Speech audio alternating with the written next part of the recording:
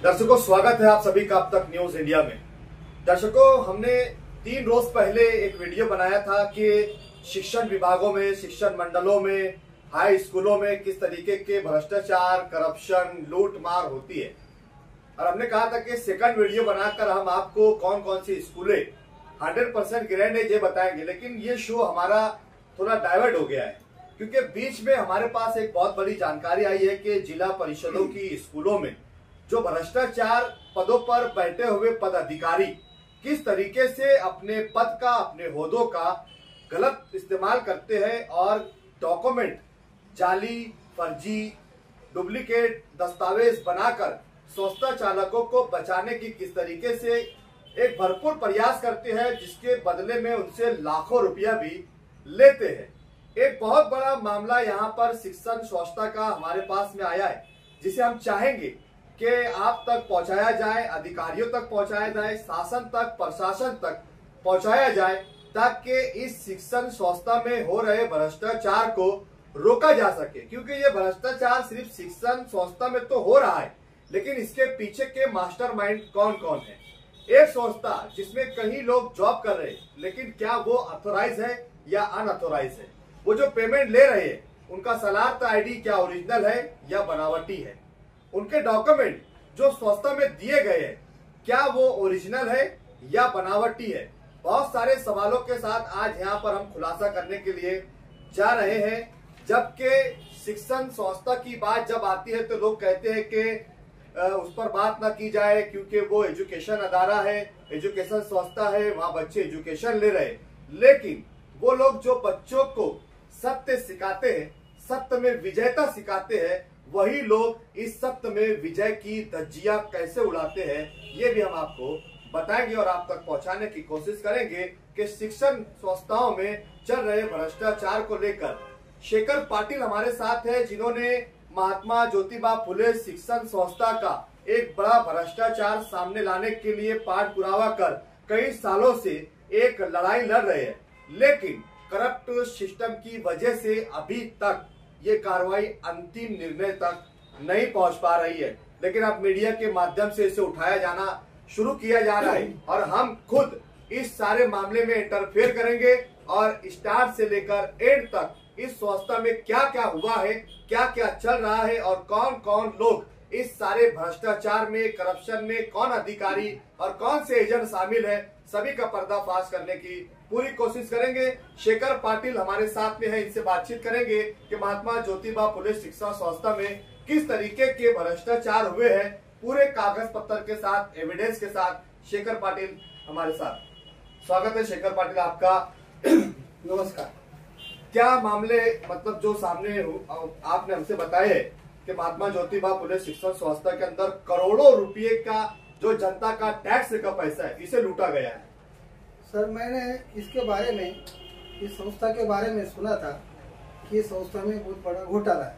तो इसके बारे में मैंने सामाजिक कार्यकर्ता होने की वजह से माहिती के अधिकार का आधार लिया और उसमें जो खुलासे हुए वो चौंकाने वाले थे।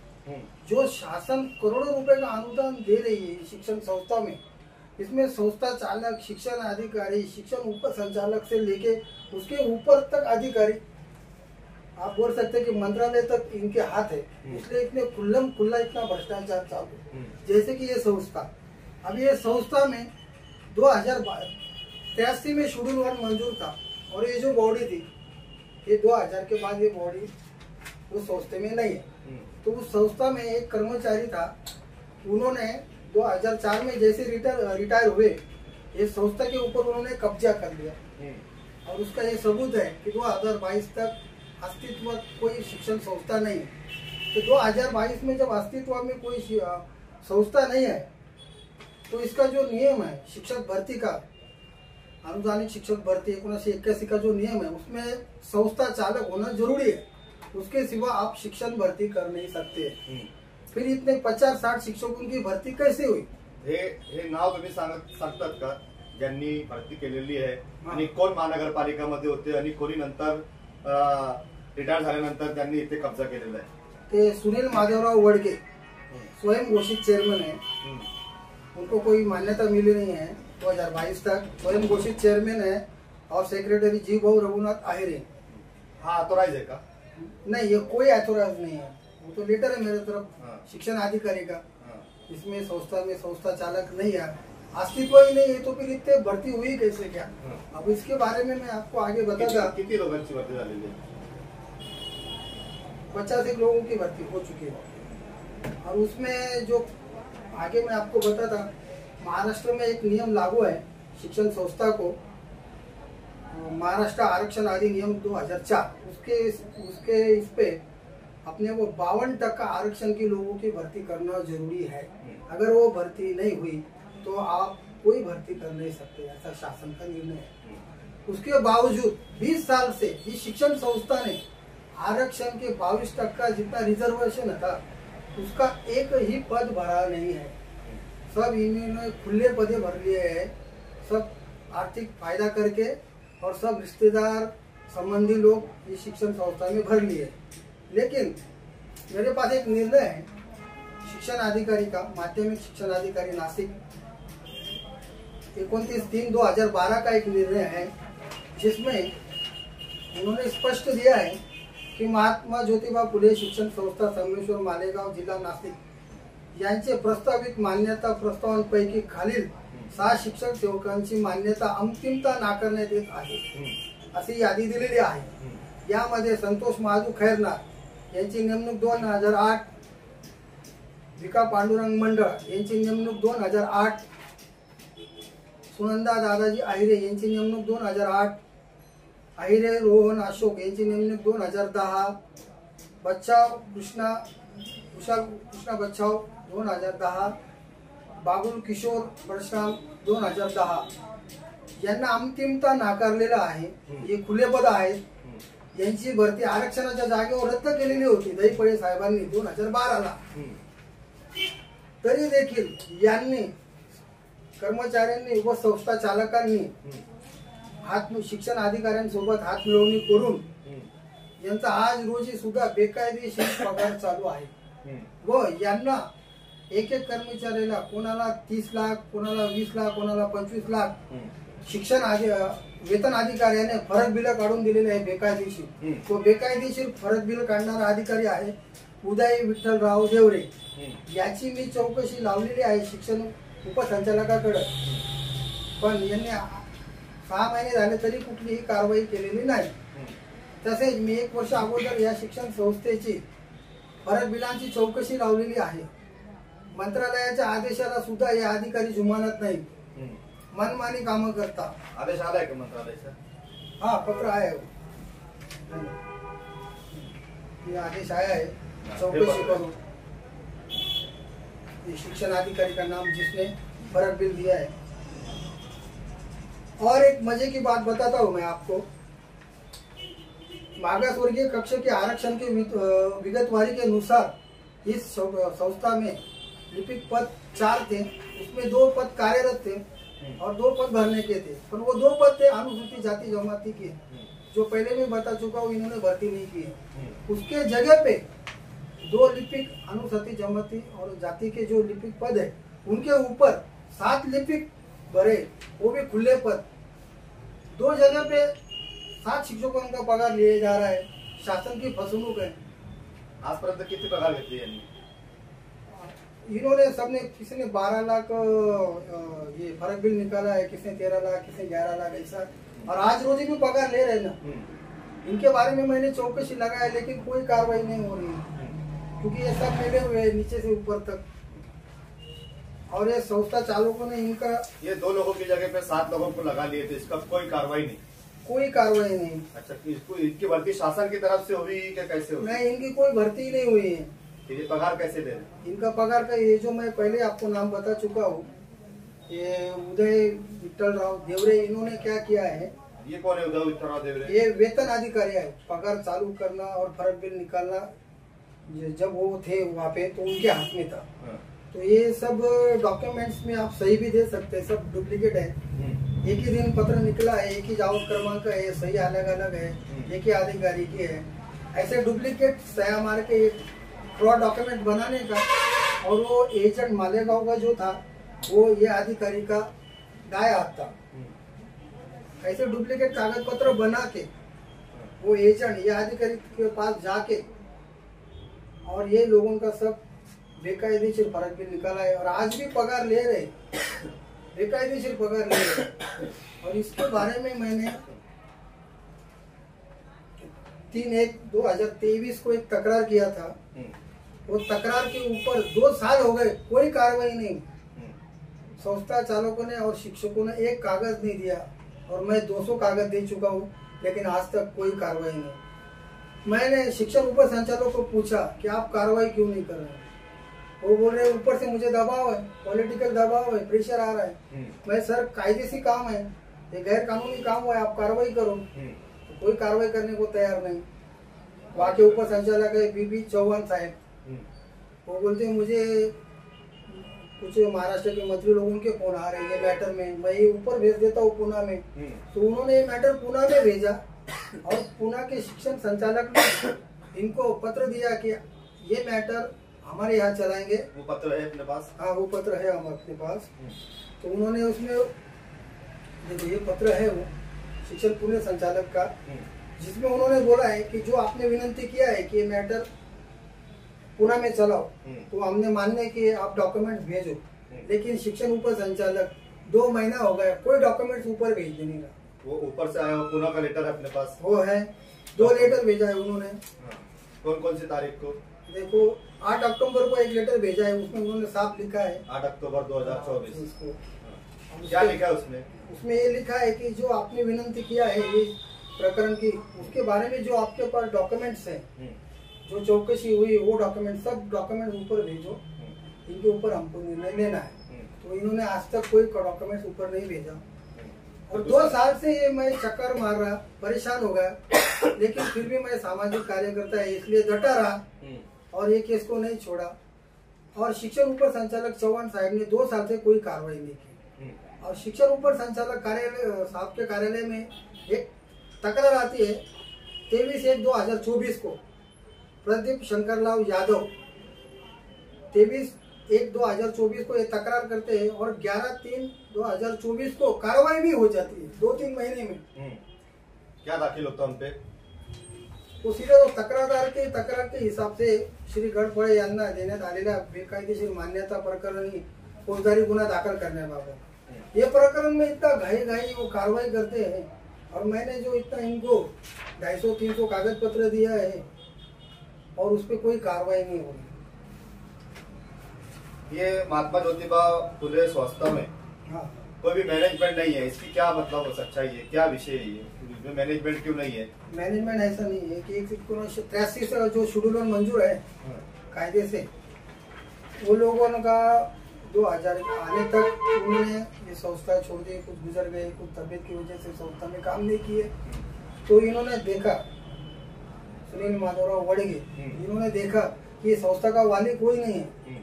इन्होंने क्या किया, ये स्कूल पे कब्जा करके सब बोगस भर्ती में पैसे कमा के सब शिक्षण अधिकारी सबको हाथ को लेके आज तक ये गैर कारोबार चालू है। और ये सरकार अपनी जो शासन, इनका एक पत्र है मेरे पास, उसमें शासन 1 साल के अंदर जो पगार बिल बांटती है यही शिक्षण संस्थान को, उनकी रकम आप सुनेंगे हैरत में हो जाएंगे। 25,000 कोटी 685 कोटी रुपया, 27,02,000 रुपया, इतना 1 साल में शासन खर्चा करती है। और जिनके ऊपर ये जवाबदारी है ये पैसा सही तरीके से बांटने की, वही लोग ये पैसा खा रहे हैं, शासन को लूट रहे हैं। इन पे कार्रवाई होगी क्या? नहीं, इन पे कार्रवाई क्या? तो मंत्रालय का लेटर भी आया लेकिन कोई कार्रवाई नहीं हुई, नहीं हो रही है। इसलिए मैं विनती करता हूँ कि हमारे मतदार संघ के दादा भाऊ भूसे, इनको शिक्षण मंत्री पद मिला है और मुझे आशा है क्योंकि वो ग्राउंड लेवल पे काम करने वाले लोग हैं। दादा भूसे जो मंत्री आहे वो ग्राउंड लेवल पे काल त्यांना पद मिळालं, आज त्यांनी काम सुरू केलेले आहे। कामाच्या बाबतीत दादा भाऊंचं काही बोलण्याची गरज नाही, मालेगावात मी सर्व पाहिलेलं आहे। पण मला आशा आहे की 15 दिवसात दादा भुसे भाऊ याच्यावर तात्काळ कारवाई करतील।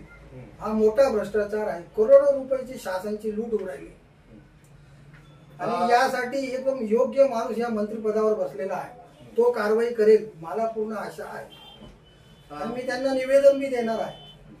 पाटील साहेब, हा एक पेपर आहे, त्याच्यामध्ये ज्या भरती यांनी केलेली होती त्या भरती रद्द अमान्यता केलेली असा लेटर हा आहे, अंतिमता रद्द केलेली आहे. काय हे काय सच्चाई हे जनतापर्यंत पोहोचवा तुम्ही?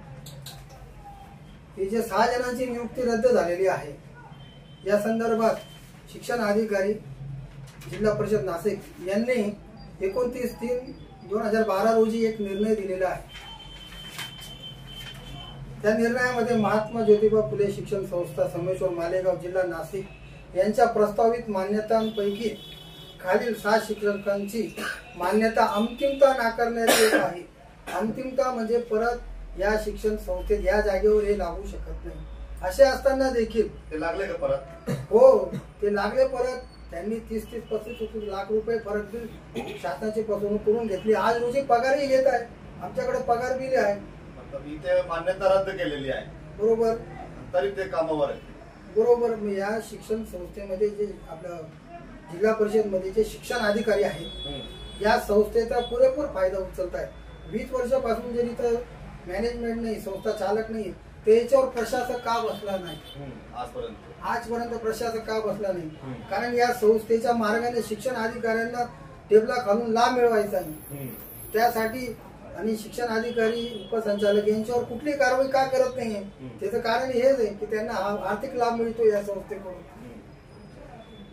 दर्शकों, इसी प्रकार के कई मामले मालेगांव मध्य में चल रही उर्दू स्कूलों के अंदर भी है, हाई स्कूलों के अंदर भी है कि कई संस्थाओं में कई टीचरों की भर्ती की गई है जिन्हें आज तक सालार्थ आईडी नहीं दिया गया है, लाखों रुपये उनसे ले लिए गए हैं, उनकी फसौनू की गई है. बहुत सारी तकरारें, शिकायतें, डॉक्यूमेंट हमारे पास आए हुए हैं, लेकिन हम एक एक करके सारे मामले जनता तक पहुंचाएंगे और कौन कौन सी स्कूलों में इस तरीके के जो मैनेजमेंट है वो किस तरीके से फसौने टीचरों के साथ कर रहे हैं और उनके विश्वास के साथ कर रहे हैं, लाखों रुपया उनसे ले रहे हैं और सालार्थ आईडी डुप्लीकेट और मैनेजमेंट के साथ मिलकर अधिकारी किस तरीके से घोटाले कर रहे हैं, एक एक मामले हमारे साथ शेखर पाटिल यहाँ पर उठा रहे हैं. अजून काय पुढे? ये जो जितने कर्मचारी मैंने अभी नाम लिए और उसके बाद में जो 7 कर्मचारी लगे, इनका सालार्थ आईडी नितिन बच्चाओं ने दिया है. और नितिन बच्चाओं के ऊपर नंदुरबार धुले 600 सालार्थ आईडी बोगस की वजह से आज भी कोर्ट में केस चालू है. तो इसका मतलब जब ये सालार्थ आईडी उन्होंने दिए हैं तो यही बोगस ही है. जबकि सालार्थ आईडी पुणे से आता था, यहाँ से इनको अधिकार दिया किसने? और ये नितिन बच्चाओ ये प्रभारी था, उप संचालक भी नहीं था. उन्होंने अपने पद का गैर फायदा लेके ये सब सालार्थ आईडी दिए. तो ये भी सब कितनी आईडी दी है उन्होंने सालार्थ आईडी टोटल? उनके ऊपर केस तो 500-600 सालार्थ आईडी का है, लेकिन मेरे समझ के कम से कम उनके 20-25 सालार्थ आईडी. ये जितने लोग हैं इनके उनके ये सब बोगस है. बोगस. एक विषय और इसके अंदर पाटिल साहब के शासन की तरफ से मतलब भर्ती का 2023 का जीआर है कि शासन भर्ती करेगी, उसके बाद संस्था कैसे भर्ती कर रही? उसके लिए भी एक उदाहरण है मेरे पास. एक उदाहरण ऐसा है, जिला परिषद प्राथमिक शिक्षण अधिकारी इन्होंने एक पत्र दिया है संस्था को, महात्मा ज्योतिबा फुले को. उसमें ऐसा कहा है कि एक उप शिक्षिका है श्रीमती सुवर्णा दिलीप आहिरे, इनकी नियुक्ति 2/4/2018 की थी. इसलिए 23 जून 2017 को पवित्र पोर्टल लग गया. इसलिए इसकी नियुक्ति संस्था चालक नहीं कर सकते, इसकी ऑनलाइन और शासन मार्फत भर्ती होगी, ऐसा उन्होंने पत्र दिया है और इनकी सेवा खंडित की है. और इनको और संस्था चालकों ने भी ये कर्मचारी को पत्र दिया है कि भाई आपकी सेवा खंडित हो गई. उसके बावजूद शिक्षण अधिकारी ने आर्थिक लाभ करके उनको 2020 में फिर शिक्षक का पद पे नियुक्त दिया है. आज रोज ये भी पगार ले रही. इतना बड़ा भ्रष्टाचार चल रहा है. यानी शासन मार्फत भर्ती होने के बावजूद भी शासन के अनुदान की ऐसी लूट हो रही है. ये सच्चाई जनता के पैसों की लूट है, जनता के पैसे की लूट है. और जो मेन बात क्या है कि मैंने जो आरक्षण का मुद्दा उठाया है 2004 से वो नियम लागू है, ये कोई कार्रवाई नहीं कर रहे थे. इसलिए मैंने अनुसूचित जमाती आयोग को पत्र दिया और इनके बारे में इन्होंने विगतवारी चेक की नहीं आरक्षण की 20 साल से. जो 2012 तक की है उनको ये 6 जन को लगा दिया है, इसलिए ये 6 जन का पद भरा ही नहीं। और 2016 के बाद 2023 तक इन्होंने आरक्षण की विगतवारी तपासी नहीं है, आरक्षण के पद ही भरे नहीं। 2000 तक जो पद भरे उस पर तो मेरी कार्रवाई चालू है, और 2012 के बाद में इन्होंने विगतवारी चेक नहीं की, सब ओपन भर्ती कर डाली। यानी जो शासन ने आरक्षण दिया इन लोगों को, ये लोग वंचित रहे, वो लाभ से वंचित रहे। ये बात में हमने शिक्षण अधिकारियों के नजर में लाके दिया, उसके बावजूद भी कोई कार्रवाई नहीं हुई। इसलिए हमने हताश होके अनुसूचित जाति जमाती आयोग मुंबई को पत्र खत लिखा और उनको सब पुरावे दिए। और आयोग शिक्षण अधिकारी माध्यमिक और शिक्षण अधिकारी प्राथमिक दोनों को एक पत्र भी दिया। वो पत्र दिया तो 26/6/2024 को कि ये संस्था में जो 20 साल से भर्ती हुई है उसका लेखा जोखा हमको भेजो। इन्होंने नहीं भेजा। फिर उन्होंने स्मरण पत्र दिया, अभी वो तारीख है 26/11/2024। अभी भी उन्होंने कोई जानकारी आयोग को नहीं दी। उसके बावजूद कारण ये है कि वो भर्ती ही नहीं हुई आरक्षण की, तो कहाँ से देंगे वो? उनके पास कोई डॉक्यूमेंट शिक्षण नहीं अधिकारी तो हमको मेरे को फोन आ रहे तकरारदार को, पाटिल तुम्हारे पास कोई डॉक्यूमेंट है क्या? तुमने तकरार को तो क्या आधार पे दिया है? मतलब मैंने उनको पुरावे दिए, वो उनके हिसाब से कार्रवाई करेंगे, तुम्हारे पास जो है तुम दो।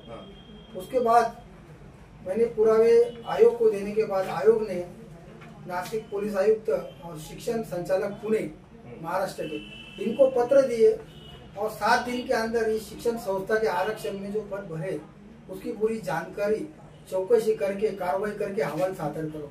लेकिन शिक्षण आयुक्त पुलिस आयुक्त नासिक और शिक्षण संचालक पुणे इन्होंने कोई कार्रवाई नहीं की।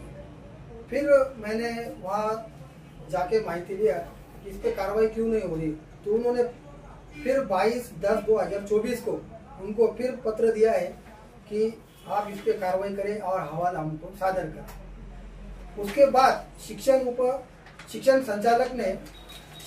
संचालक नासिक को पत्र दिया कि आप इस जो तकरार है उसके ऊपर कार्रवाई करके हवाल भेजिए। लेकिन मेरे ऑलरेडी 2 साल से उनकी तरफ कार्रवाई पेंडिंग पड़ी है, जिसमें वो करने रहे, क्योंकि ये जो काम जिसने भी किए हैं सब दलाल लोगों ने, उनके और बीबी चौहान साहब उप संचालक इनके बहुत नजदीक के संबंध है। ये रात को व्हाट्सएप कॉलिंग पे 1-1 घंटा बात करते हैं। शिक्षण अधिकारी हो, उप संचालक हो, उप शिक्षण अधिकारी हो, ऐसा सब ये खेल चालू है और शासन के पैसे की पूरी लूट हो रही है। इसके ऊपर आपके माध्यम से मेरी आवाज सरकार तक जानी चाहिए। सरकार तक जाने के लिए एक चीज अच्छी हुई है कि हमारे मंत्री साहब दादा भूसे साहब शिक्षण मंत्री है और मेरी आवाज आप उन तक सहज पहुंचा सकते हैं। इसलिए वो एक अच्छी बात हुई है कि साहब को मंत्री पद मिला है। मैं आशा करता हूँ कि 15 दिन के अंदर साहब इस पे कठोर कार्रवाई करेंगे और मंत्री पद मिलने के 15 दिन के अंदर ये कार्रवाई करने वाले साहब पहले मंत्री जो इतने फास्ट कार्रवाई करें। मैं उनको सब पुरावे देने वाला, मेरी उनकी विनती है साहब से कि ये जल्द से जल्द कार्रवाई करें।